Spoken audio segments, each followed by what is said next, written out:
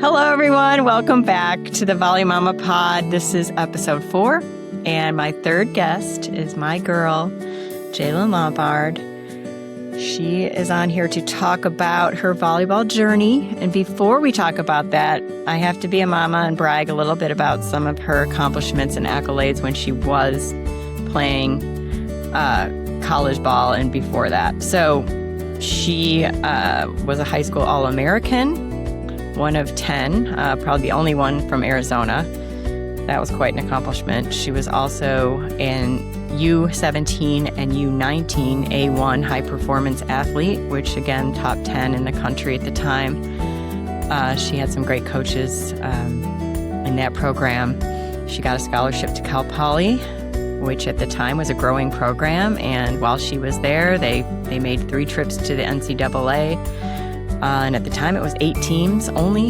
And so she started out playing the 3s and moved all the way up to the 1s when she was a senior. And in college, she was a Big West first team for 3 years. And her freshman year, she was a second team honoree. So I'm a pretty proud mama. And we're just going to talk about what her life was like and how she got into volleyball. And maybe some of the challenges being an athlete and having a mom as a coach too. So we're going to talk about all that stuff. So Jay, welcome to the pod. Thank you. Hi. Hi.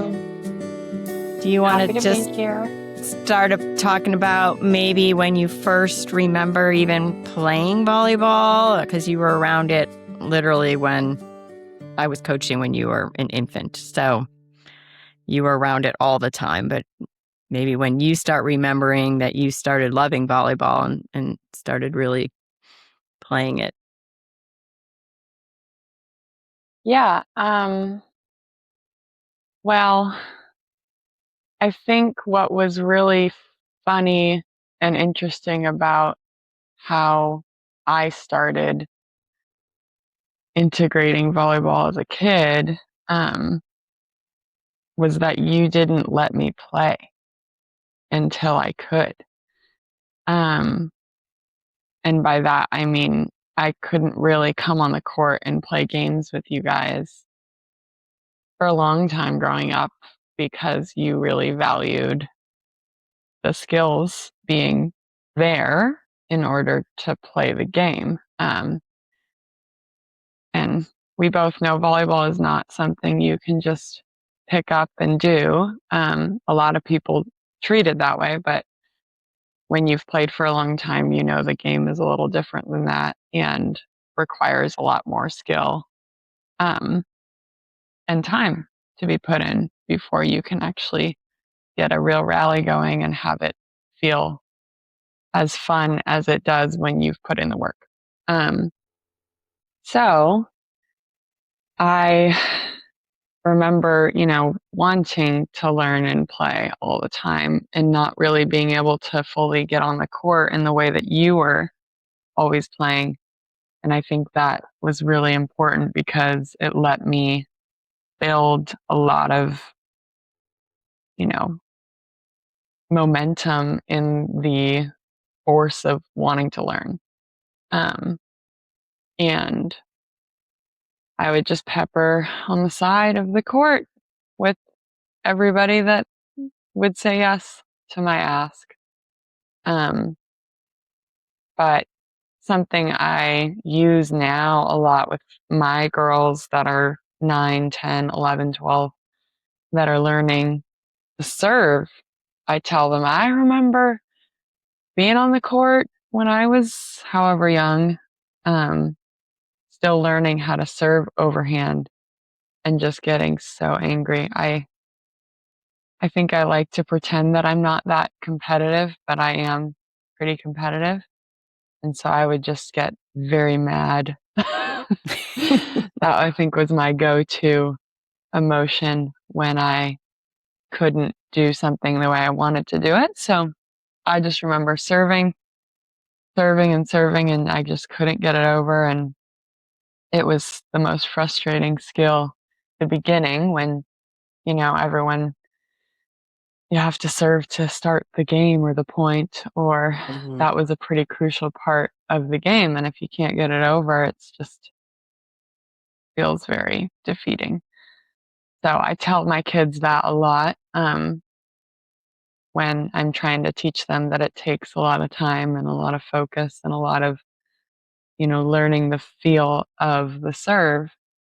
And that it just, us girls, when we're 9 years old, we're pretty little and learning our body and our strength. And it's hard to access that stuff supernaturally in the early days. So, yeah, I remember that vividly. Um, Do you remember me telling you that this is mama's sport and you don't have to do volleyball? Because I didn't um, want you to feel like you had to do it at some point. I think I told you that later, but I didn't want to push yeah, volleyball on you because it was my sport. And even though volleyball was around all the time, we also had you doing soccer and some other sports. You would hit the, softball with me and your dad. We would throw out the golf ball. I mean, we had you doing tennis, like just a lot of different sports. So you wouldn't feel like you had to do volleyball. I don't know if you felt any pressure to do volleyball, but no, I don't think I did, but I think you tend to choose the sport that you're best at. So, because I started with that and I learned that pretty consistently being around you so much, it was the sport I was most naturally good at because I was so exposed to it. So I think I also felt like this is the most fun because I was better at it than most people my age, or um, it was just easier to enjoy. But I remember soccer and tennis and not liking them as much. For sure. and as a volley mama, I didn't like watching soccer either. So I was pleasantly, I was pleased that you were like, oh, I don't want to play soccer anymore. 'Cause it was not as fun to watch, that's for sure. Yeah. I did fail to mention that Jayelin also has her own beach volleyball club and she does coach now. So when she's talking about her girls, that's what she means. But so so moving on, so you were not allowed to play. Did you play games like one? I think I remember we were doing court, like when you passed yourself, set yourself. So we had those type of games for you. Did you think that those helped you develop when you moved to the bigger court? Yeah. Yeah, definitely. I mean, the ball control that you learn in that setting applies, of course, to every part of the game. But I feel like um, being able to learn, yeah, how to keep it small, lots of touches, and just get it over the net with control instead of freaking out and passing it super high without any control. Um, and I remember, I feel like when we were in Austin at the Maynard property, we would run tournaments. And I remember there was one, you guys did like an adult league at one point or something. Mm-hmm. And there was a day where you guys let me hop in a little bit and play. And I remember being really excited to play in that setting with the adults and Well, get actually, to somebody had a participate. young boy who was maybe 12 who didn't have a partner. And we said, well, Jaylin's here. She's 9. You were 9 at the time. And he was kind of at first like, oh, I don't know. And then you ended up being better than him. And you guys made it to like the quarterfinals of like an adult co-ed tournament. That was, I think, the Yeah. first time that we said, okay, you can play. And from there, you started playing on the big court. yeah, I just remember, yeah, being excited about that and starting to learn what it feels like to kind of have pressure of like, oh, there's points and I have to get it in. And yeah, a Mm-hmm. little bit of that nervous energy coming in. Yeah. And at the time we had a beach volleyball facility in Austin. So you were around um you were around volleyball all the time. We could just take the ball out and play. So it was basically in your blood from the beginning. So what about when I felt that you should probably start indoor because I really thought indoor was more of a a teammate experience versus beach is a little bit more solitary. You just have one partner. And so when we moved to Arizona, um, I got a job coaching at AZ Sky Volleyball. And I said, well, I want to make sure your experience is good and it's not too high pressure. And they wanted you on the 13s team. And at the time you were like 10 and a half. And I said, no, um, I want her to have a fun experience. And so I ended up co-coaching with another woman and you were on our team and you were probably one of the best players on the team, but it was very low stress. It was just fun. Um, why don't you talk about that first year playing indoor? I mean, I don't really remember too much of it at all.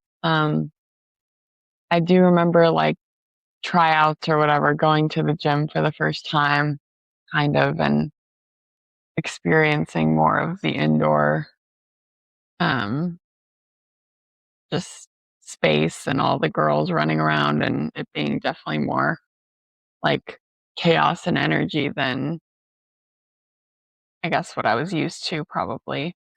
Um, but yeah, I remember like practicing sometimes with the older girls and then practicing with your team and kind of doing a little bit of both. And I have some memories of the coaches there.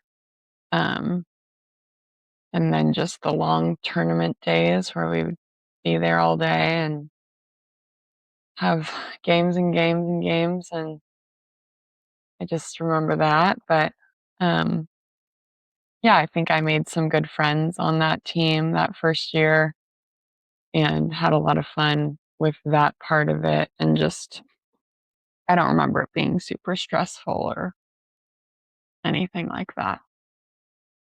So do you remember at the end of that year, you said you wanted to be on a more competitive team? I don't, but I'm sure I did say that. Yeah. So you were like, well, I really want to be on a more competitive team that wins more. And I said, okay, well, there's a couple options. There's two clubs here that, are pretty strong and you've played against them. And you said you wanted to go to Aspire because those girls were very nice competitors to you. And we just literally did one open gym. I didn't shop you around. I didn't know that that was a thing. I was just like, you've got to earn your way. I'm not going to say, hey, my daughter's really good. What can she get? I just brought you to a open gym and you said you liked the coach. And so you made the ones team at Aspire. And that was a very strong team. You're probably one of the strongest 12 and under teams in Arizona. Um, how was that indoor experience for you playing at Aspire? Um, I mean, again, vague memories. I don't have a ton of memories from it, but that was I mean, how many years did I do that for? It was definitely a couple years. Yeah, you did 12 and under, 13 and under, and 14 and under. And maybe we could talk about, like you had different coaches at that time. And your first coach was Beth Nunneviller, and that's Brooke's mom. And I think that wasn't too stressful of an experience. I think it was a really positive experience for you. Your next two coaches, I think, were very, very hard on you and the team. And so I think that affected in my opinion, I think that affected how you played. As far as just going for shots, like I think you became a lot more afraid to make a mistake, a lot more conservative in your play. You didn't really get to play back row at that point anymore. You ended up being opposite. You moved from middle to opposite. So sometimes you served, sometimes you didn't. And so I think you lost some confidence in your passing, and you had a lot of confidence in your passing because you could pass on the beach. So do you remember maybe feeling that way, especially like in 14s? And because after that you wanted to just go beach only. So maybe talk about some of the challenges maybe on your 14s team that you remember, or even on the 13s team. Yeah. Feel like the once it started becoming very like fear based, that's when Mm. things got harder and shifted into like a fear based play, of not making mistakes. And um I remember like having a day where we didn't do well or something at practice, and we had to do um some sort of running suicide thing, like running back and forth with push-ups. And I remember the coach yelling that I like had to be the first one back, or I had to finish first, or like I couldn't finish last, something like that as I was running. And just memories of that where it was like targeted, um, definitely made me feel really, afraid to mess up or whatever it was. Yeah. Um, but I mean, I think the team aspects of it were great, and I made a lot of friends and enjoyed having those social aspects of my middle school years, and going into high school, like having those friendships, even though we stopped playing club after that first year. Um, so yeah, I mean, I don't remember a whole lot about my game per se, but yeah. Yeah, I mean, it was a very successful team, and so that with that came pressure. I mean, you were going to, nationals every year and competing at a very high level. And um, I think as a mom, I wanted to stay out of like the coaching decisions. And I think in retrospect, I wasn't as aware of some of the things and maybe some of the red flags that maybe I should have been. Probably should have been a little more active in the parent role and saying like, hey, Jayelin's coming home from practice crying, or, you have closed practices. Why is that? I don't understand. Like, why can't I watch and see what's going on? Those are like some of the red flags that I didn't see because I didn't want to be that mom that was like the coach that was telling the coach what to do. I kind of stayed back. And so, you know, I think your experience was good in some respects because you were on a great team. You had some great teammates and you did have good coaching. However, the coaching philosophy was not in line with probably how I would coach. Um, so I regret that, as a mom because I kind of stayed back more because I didn't want to be like that mom. And some of the signs of you being unhappy after practice, I just thought, oh, it was just a tough practice, which tough practices are great. But when you're coming home, and like you said, in a fear-based situation, that's not right either. And it also made you quit indoor, which ended up being a great thing because you focused on beach and it was a perfect opportunity to transition into beach because beach was just starting to take off. But um, I just wish as a mom, your indoor experience would have been maybe more joyous from that perspective. Yeah. Yep. I mean, I think I had a great time, but yeah, parts of that probably impacted my, uh, my ability to really go after it in certain ways with my game, um, and just how I dealt with pressure was not probably ideal. So do you think that carried over into your sand game, like when you started playing beach exclusively? I don't know. I mean, I feel like in high school, my game was pretty, I don't have a ton of memory of it feeling super like timid. Um, I feel like was pretty, I went for it a lot in high school. Um, I'm not sure if that develops later on in like bigger scale Mm. situations. More like, because in high school, it wasn't like I was, I don't know, the pressure wasn't really sitting on anything other than me and my partner, or me, my partner, and our parents. But I think once you get into the college space, it's like, oh, it's a whole team. There's way more elements to it.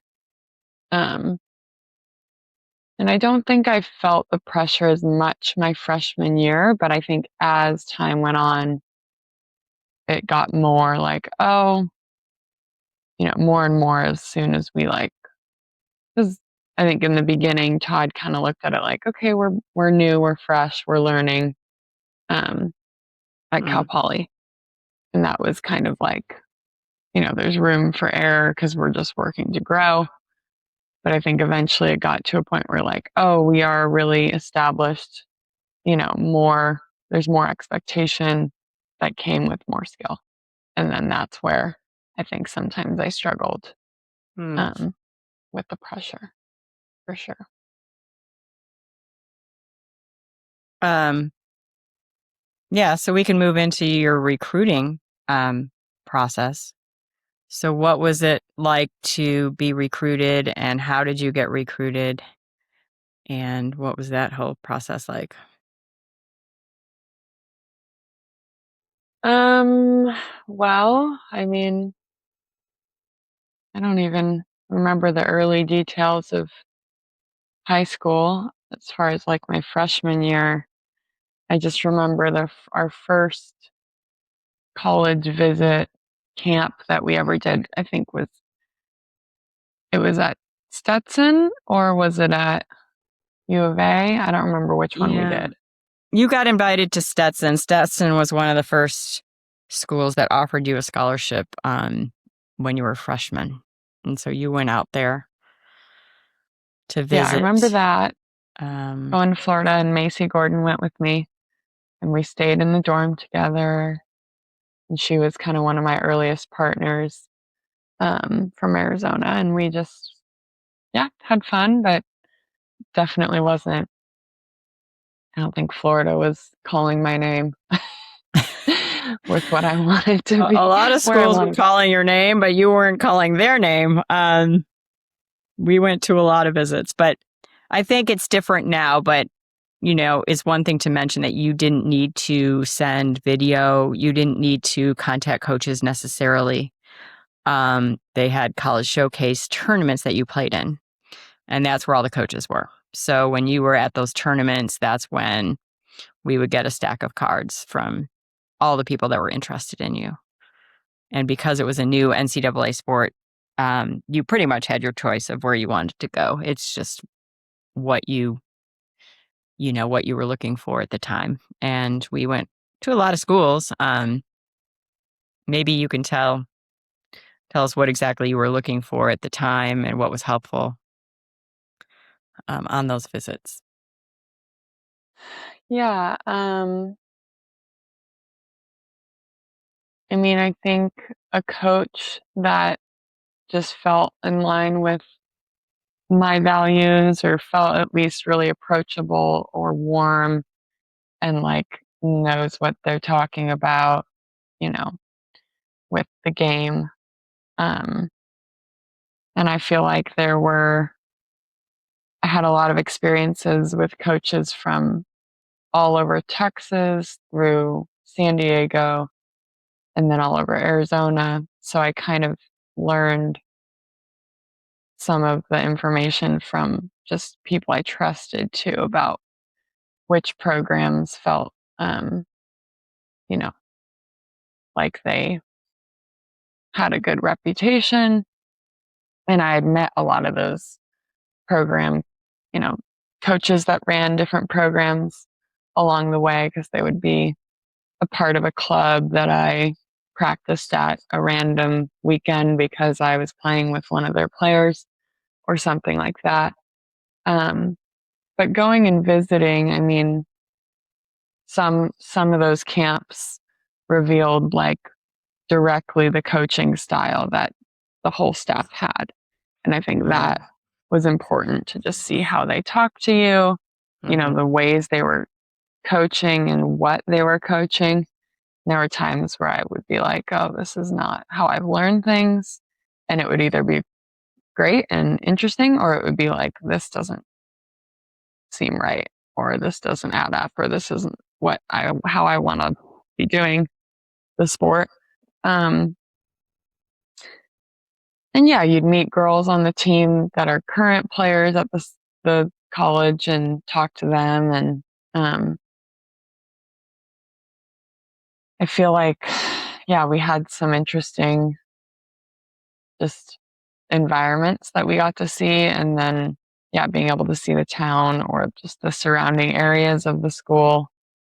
All of that was really important to notice and take note of. And we did that all throughout, probably more my sophomore year than my freshman year, but yeah. Um, Definitely a lot different than it is now. Yes. Not necessarily the process now. I mean, in some ways it is for sure, but it's just a much more competitive market with how many players play now and, you know, grow up playing like I did. I feel like there weren't as many players that did that when I was going through that time. Um, and I met most of them at the time. So it was like a handful, it was a community. Whereas now it feels like, you know, the whole South Bay is hundreds of girls that grew up that way. And then there's parts of Florida and Texas and, you know, all over that have that now. Whereas I feel like at the time it was a small community of players and families that had a similar upbringing as I did in that respect. So what would you tell your players now and like how they could get recruited? What are some of the top things that you would tell them so they get noticed, basically? I still think playing in a lot of tournaments is the biggest thing. And that's beneficial not just for being seen, but for playing, like getting better. Because, yeah, just staying in your same practice group or your town or whatever it is um, doesn't necessarily expose you to the different parts of, you know, competition and playing new people, playing with new people. Um, and that if you do that all over, you'll start to build relationships with people all over and get known through that, but also you'll know others through that, you know, connect you and help you learn about programs and cultures of different places and yeah, all of that. So I feel like that's a big part of it. What about camps?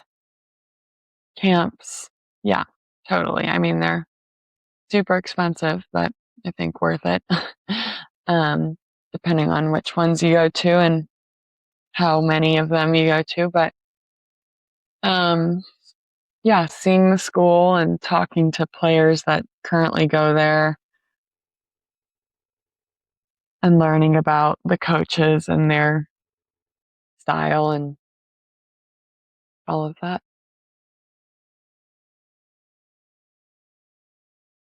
Okay. Well, that's some good advice. I mean, I know that talking to the girls when you're on campus is a big thing without the coach there, because sometimes they'll say things, like that you wouldn't normally get without the coach. But I think there was a coach that told you at LSU, she was the indoor coach, and she did say, like, when you walk on campus and you meet the coach and you see the program, you'll just get this feeling. And, I don't know if you believe in that or not, because I think that's what we were looking for. And you're like, you'd step on campus and go, I'm not feeling it. Or, and then when you stepped onto Cal Poly, you said, I think I'm feeling it. Like, I have that feeling, like I could see myself there. And I think it's important, especially with the portal that's going on now, whereas people will just pick maybe a school because they're interested in them and that's it, or for whatever reason, they only look at it like a short-term thing. Like they could just go on the portal if they don't like it.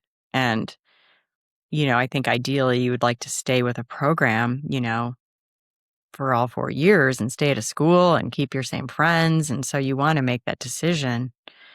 You don't want to take it too lightly. Like you want to go see places, talk to coaches. There may be a place we didn't even know about Cal Poly when we were looking, really. It kind of came up towards the end. And yeah, that it's okay to like wait and try to find your ideal place, because you don't want to be transferring like every year to find the ideal place. That would be my advice. Yeah. Yeah, definitely. Yeah. So what was it like having your mom as a coach in the sport that you're in? So like at tournaments, I would be there. Maybe talk about some of the good things about that and maybe some of the challenges that you faced with me as a coach. Um, well, I mean, I think firstly, just the fact that you had so much, care for the sport and understanding of the sport. Um, and you really devoted so much to it, when you knew that I was fully, you know, excited and interested in it. Um, and so being able to like travel to all these tournaments and, we went to California, Texas all the time, to train with different coaches and to have different partners and, um, be able to experience all of the competition and places that I could possibly go to, I feel like. And so that was a huge blessing. I feel like a lot of families probably didn't have that opportunity. So that was a big part of, you knew kind of the communities to enter and where to go and how to build those connections pretty easily, which really helped. And then um, your just awareness and knowledge of the game, would always aid in the whole process. So all of that is a huge advantage, I think, for how I developed in the game. But I feel like, I don't know, like the whole indoor journey and most of my childhood with it wasn't like, there was never a negative or, challenging aspect of it other than just like butting heads because I wanted to play more or because you know, serving is just the worst. I just couldn't get the serve over. I thought you were going to say, when I used to say, when you'd come off the court, I'm like, why did you serve her? Like, why were you serving her? I wanted to talk strategy when you got off the court. I think, when you were in high school and we would go to California, that kind of thing. I'd be like, why did you serve her? And you're like, Mom, just be a mom. Yeah, I need to be a mom. You did that through all of college too. And that the too. whole time. That was when it was more competitive. You would, I think, get more into it. But yeah, the younger years, I feel like that I don't really remember that ever being a point of focus. Yeah, I wasn't. But I think, yeah, once things got way more competitive and, we were in higher stake situations, I think it was definitely harder. And not because of, the coaching that you wanted to give or what you saw or any of that. It was more like I was already feeling stressed to begin with, because it's a high pressure situation. And so in those moments, I would probably ask you for help, but then didn't respond well when you gave me help or had a hard time receiving any feedback because I was already in a flustered and frustrated state. And so it's hard, I think, just for a child to handle feedback from a parent about the problem when they're already in a frustrated state about failing in the problem. So, yeah, I think that was challenging in a lot of the high pressure, situations or, I don't know. Well, and I think it's challenging for moms because who are coaches, and I had April Isaacs on, and she was talking about how she's currently coaching her daughter JC in a junior club indoor situation, and she told JC, like, when I'm on the court with you, I'm your coach. I'm not mom. No one should look at our team and see that and know that you're my daughter. Like, they would not think that you're my daughter because I'm not going to treat you any differently. But the minute we get in the car, I'm your mom.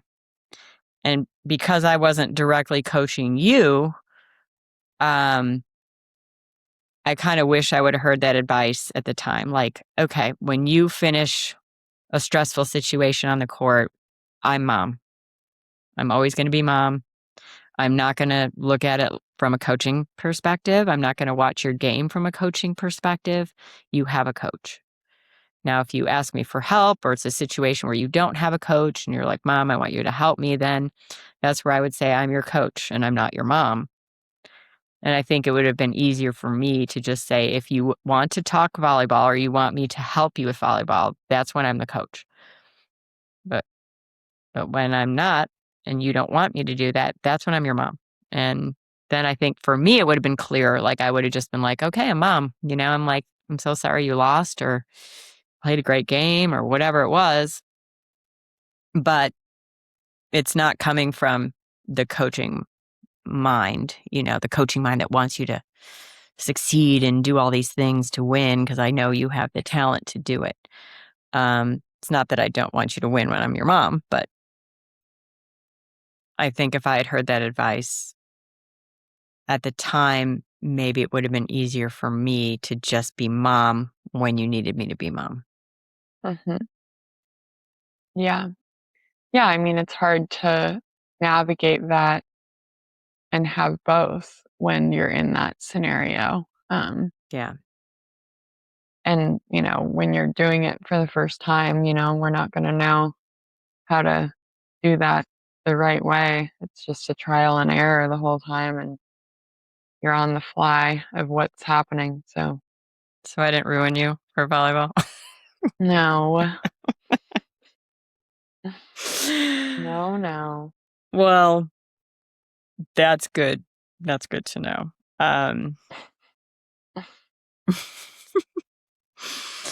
Let's see. What else did I want to ask you about? Why don't you talk about starting your own beach volleyball club and how that came about? Well, it was kind of a random moment of moving back to SLO and not knowing what I was going to do other than teach some yoga with zero experience of teaching yoga. So I had like one job lined up at a studio, and I knew I wanted to come back to SLO. And the only other skills that I really had was volleyball related. So coaching was something that I had done for years and relied on for a job. Talk about that first. What were your coaching experiences? Well, once I was at Cal Poly during the summers, I was playing in LA, and I would coach um, for multiple clubs usually that needed extra hands. So um, I helped out with One Beach for a couple summers. I helped out with MB Sand. Um, And then you got a trying to job remember. coaching out of college. Yes. So then once I graduated that summer, I was working with Patty Dodd at MB Sand and just kind of not sure what I was going to do. And I got a phone call or text or something from Alex Finardos at Boise State, and asked if we could do a interview for their third assistant position. So I scheduled that with them, and then we talked, and they offered me the position there, and I moved within a couple weeks all the way to Idaho, and then coached there for their season for the year.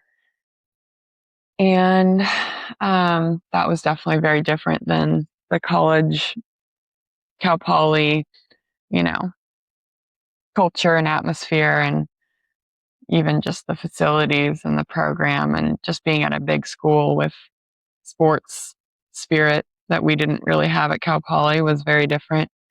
And being in a big department of athletics and getting to know, all these parts of their Boise State culture, which was really cool. And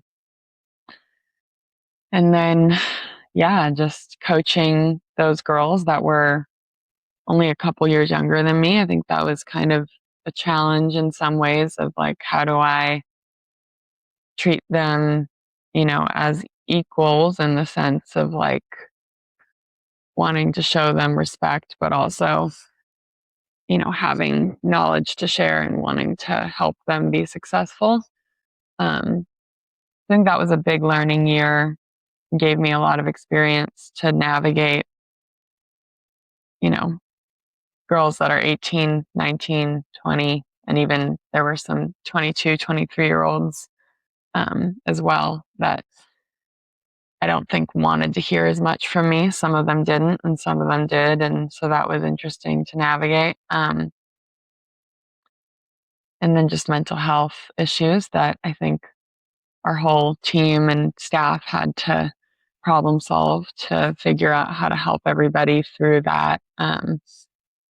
We had some players go through a lot, so that was hard for sure. But I think all of that definitely set me up for a lot of confidence coming into a club from the ground up, just starting dig deep here in SLO and trying to figure out, what the community needed and how to build a program with, a small town where most kids are playing multiple sports and families are driving from all over the county and schedules are hard to meet. So that was definitely I think took some trial and error. I'm still changing things all the time, and figuring it out. But yeah, did that for almost 2 years now, the club. And then last spring, I coached at Cuesta College and did their spring season. And it was an awesome time just getting to know all of those girls. A lot of them had almost no beach volleyball experience, and then some of them had been playing for a long time. So it was interesting to meet, you know, really competitive, even personalities who came from indoor and really wanted to learn beach, but didn't, coming into it and realizing it's really hard and it's different and it's requires completely different skill set in some ways. And that season went by really quick. And then um, now I'm teaching a class at Cuesta that is a off-season training class for the spring athletes. So for those beach players, and some of the indoor players are joining as well. And I'm just figuring out what to work with them on. It's kind of a mixture of lifting, strength training, and mobility, and yoga, and breath work, and beach skills on top of all that. So, keeping girls in shape that are going to be playing in the spring, and then kind of starting to develop girls that are also going to play in the spring that have no beach experience, or very little. So that's exciting. I just had my first week of that this week, and then still learning the club and dealing with insurance issues and big girl adult problems that I'm not excited to be dealing with. Well, I'm really proud of you. You ended up making a career out of something that you loved, which is how I fell into volleyball as well. I loved it so much. I ended up in a coaching career. So, you know, volleyball's brought a lot of things to our life and our family, in a positive way. And so I'm really grateful that you are finding your way doing something that you love and impacting the lives of young athletes and young women, and not just in the volleyball, but with mental health and taking care of their bodies. Bringing yoga, I think is important um, to athletes as well, like breath work, all that stuff you mentioned. Um, the sooner athletes can learn to do that and take care of their bodies, I think it's going to help them in the long run with, longevity and staying healthy, and both mentally and physically. So I think that's awesome. So is there anything I might have missed or anything that you wanted to share about your volleyball experience or advice to any up and coming volleyball player or anything like that? um, New business owner? yeah, I mean, I think the connections that you build in beach volleyball is really a special part of it, and just the communities out there, and just getting to see people at these, events over and over again throughout the years, and um, just that it's a sport that you can do forever. I mean, people are still always so shocked when I say that, oh, my mom is in Utah or Colorado or random places all over playing in another tournament. She plays more than I do, and I'm only 26. um, and just that you can play forever, and you just played in Seaside with B, she's 70 years old. Yep, 70 years old. And yeah, I mean, it's a sport that keeps you healthy and is really fun, and you can play with anybody else, and any age. That's what's really fun too, is being able to, like, when you come visit, you come play with all my friends, and we just play big, 4-on-4, and get to play with my boyfriend and all my best friends. And when dad comes in town, we all play, and just that aspect of it, that's really just for fun, um, is always accessible to us. And then, you can get all the way down into the highly competitive drive that we like to have as well.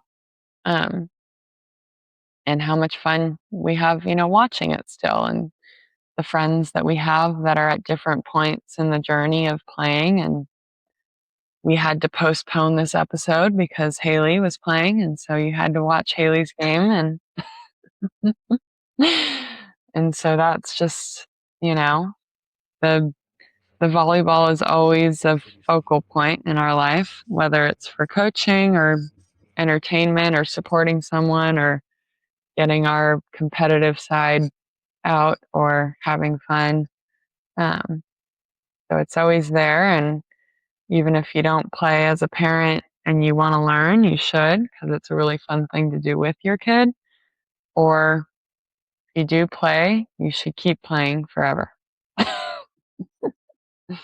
So I'm going to ask you one more question, because that made me just think of something. There's a lot of college athletes that get burned out and they don't play anymore or whatever. Why do you think that happens? Or why do you think that you maybe didn't get burned out and you still love? And this, doesn't hurt it hurts my heart when I see people who were maybe good players that don't want to play anymore, or they had a negative experience. Because I would love, it's such, like you said, it's just such a fun game. It's something you could play fours, you could play threes. We celebrated Ron's birthday, this summer, and it was all ages. We just had a bunch of people on the court. It was fours, it was threes, it was whatever. And it was so much fun. All ages, people learning from each other. And, you know, why do you think maybe people get burned out, or you didn't get burned out? What would be, the answer to that? Well, yeah, I mean, I think it's all situational in some way, because there are people that don't have as much volleyball in their friend group, in their family, in their spouse, their partner, their community. And maybe it's something else that, matters more to them at some point that becomes more important. And of course, the system itself is challenging to stick with it, as far as going pro versus playing in a league, access to courts, access to people that will show up. That's a really hard thing, that everyone has. I think especially being in a small town, you don't always have people that will play consistently. And I do think the less you play, the harder it is to play. So, if you don't have people that will show up, or there's no accountability in a group that stays consistent, then it's less and less likely that you'll play. It's, moving forward. And it's definitely still hard on the body if you're not sticking with it. I think that's part of it. But as far as like why people don't compete, consistently long term, I do think it's definitely one of those sports that it does require, you know, good courts, and you need the balls, and you need lights if you're going to play after work at night. Facilities, and there's not a whole lot of that that's really nice and easy to access. And, you have a whole group, enough people to play. I think all of those are parts of it. And just injury. A lot of people, some of my best friends that were incredible players don't play really much anymore because they are still dealing with injuries from overuse and just ignoring the injury to get through the season, that they were in for their sport. So I think that's a big part, which I'm really excited to bring in more support in the injury world for a lot of my players in building better strength awareness and like how to support your body in the parts that get beat up with the sport, which usually is lower back, shoulders, knees, ankles. And so those areas I'm learning a lot about how to better support, and for my own body, because I'm still playing, but not a lot. And in that way gets beat up by the sport. So I think that part of it is really important. And I wish I had learned more of that stuff and utilized more of it when I was even at Cal Poly and before and after. So that kind of stuff I'm hoping to bring in more for my community college players and my younger players. Do you think the colleges are starting to emphasize that more now? Like trying to bring in those types of programs, mobility, yoga, those types of things for athletes? I mean, I hope it's moving in that direction, but Yeah, I think so. I mean, it depends on the program and who's doing that work. I know once Angela Rock came in to Cal Poly, she was making the girls do a bunch of core work to support their back and their psoas. I mean, a bunch of people were getting ab pulls and lower back problems. And she just took it into her own hands and said, this is what you guys are going to do for the first 10 minutes of every practice, which I think helped them a lot when maybe the weightlifting coach or whoever's working with them in the gym isn't, able to focus on those things as much or just isn't. But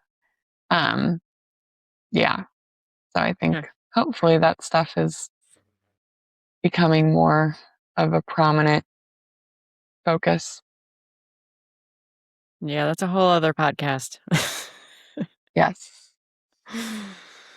All right, sweetie. Well, I enjoyed this conversation so much. I think it'll be helpful to some of my few listeners. But either that, just to hear about your journey and how you're still pursuing your passions, and not just volleyball, but volleyball is a big part of it, which is wonderful that we can share that together as mom daughter. So Yes. You hear the train. I did hear the train. Did hear the train. Well, Back I'm and slow. excited for your podcast journey and all of the great guests you'll have on here, and excited to listen more and see what's next. And yeah, thank you for having me. Yes, and Jayelin has her own podcast called All of the Everything with Jay, and you can get that on Spotify. And I don't know where else. YouTube, maybe, right? Or just Spotify. Maybe it's just Spotify. But check that out. She's had some Spotify great guests. and YouTube. And YouTube. Spotify and Yes. YouTube, All of the Everything with Jay. And if there's any guests that you would like me to have on, feel free to contact me. All my information is on my Instagram and my YouTube. So thanks for tuning in, and I'll catch you next time.